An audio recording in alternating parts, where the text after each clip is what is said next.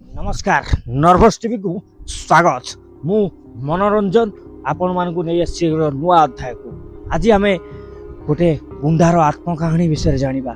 से गाँव रे किभली मातीची से गाँ लोक किभली दुर्दांत अवस्था अछंती एवं भयभीत अवस्था अछंती। चलंतु से गाँ लोक को पचारिबा। आज्ञा अब गाँ रे जो शक्तिमान ओझा मातीची ता विषय आपण शक्तिमान ओझा नहीं नहीं नहीं मु जानी आज्ञा शक्तिमान ओझा की देखुଛନ୍ତି ଆପଣ ମାନେ ଦର୍ଶକ ବନ୍ଧୁ ଗାଁର ଲୋକ କେଉଁଭଳି ଭାବେ ଡରି ଯାଉଛନ୍ତି ଏବଂ ସେ ଗୁଣ୍ଡାର ପ୍ରକୋପ ଏଠି ଏତେ ଯେ ସେ ପୁରା ଗାଁ ଲୋକଙ୍କୁ ଡରେଇ ଧମକେଇ ଲୁଟପାଟର ମାହୋଲ ବନେଇ ସାରିଛନ୍ତି ଗାଁ ଭିତରେ।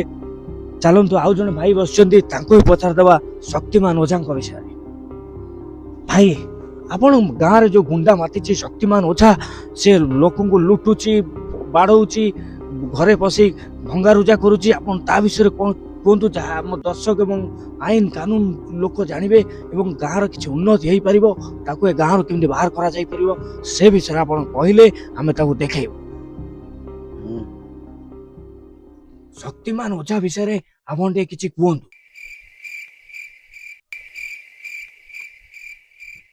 A few moments later. କିଛି କୁହନ୍ତୁ ଆପଣ ଶକ୍ତିମାନ ଓଝା ବିଷୟରେ କିଛି କୁହନ୍ତୁ ଆପଣ। कौन कहबे मु शक्तिमान ओझा ये मोला आजी कौन कहूल रिपोर्टर मु गुंडा करती करती मुझे गाँ लोक डराऊे अरे कौन भावु कि मुझे गाँव में पशि गंडगोल करती अरे गुंडा मु ना